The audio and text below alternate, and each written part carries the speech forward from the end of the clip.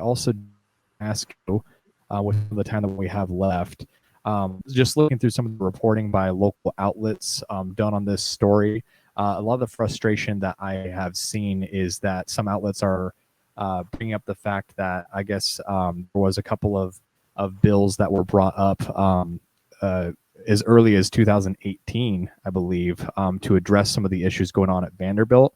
That was with Senator Janice Bowling and Representative John Reagan. So I think there is a lot of people on the ground here that are frustrated, feeling like they are kind of aware now because of Matt Walsh.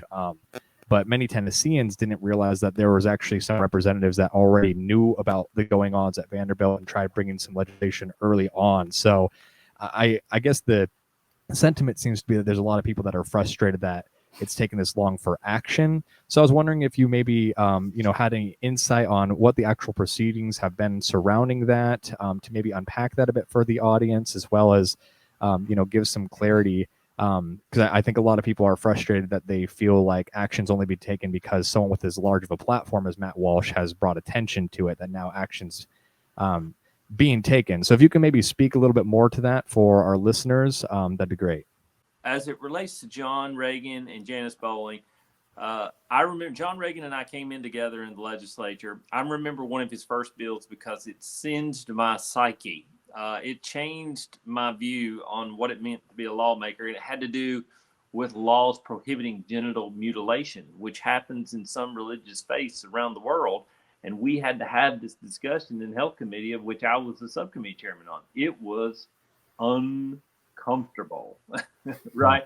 But this discussion was being had because this was going on in certain religious communities in our state. We knew for a fact it was going on.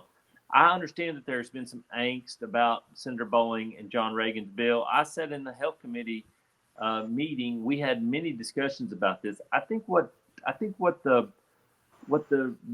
difference is here is that we didn't know, and some of the miscommunication, we didn't know any of this was going on in our state. We are a red state among red states. We never thought for a million years that this would be happening in our state. And so they were on two different paths. They weren't the same path. So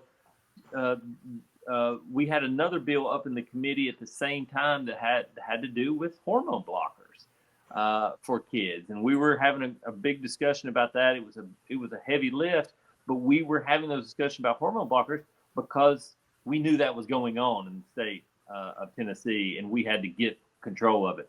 I think what happened with this is it just came out of left field, and no one envisioned this was even in our future, in the near future, much less it was going on.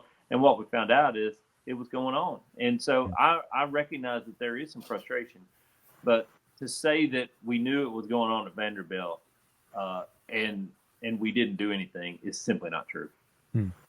Yeah. And of course I'm playing devil's advocate here, and right. I'm sure that there's so many sides to this story. I don't know if those representatives would say differently, or what the case would be. It sounds maybe like they were addressing one problem and it seemed like it wasn't much of an existing problem, so not much took off there.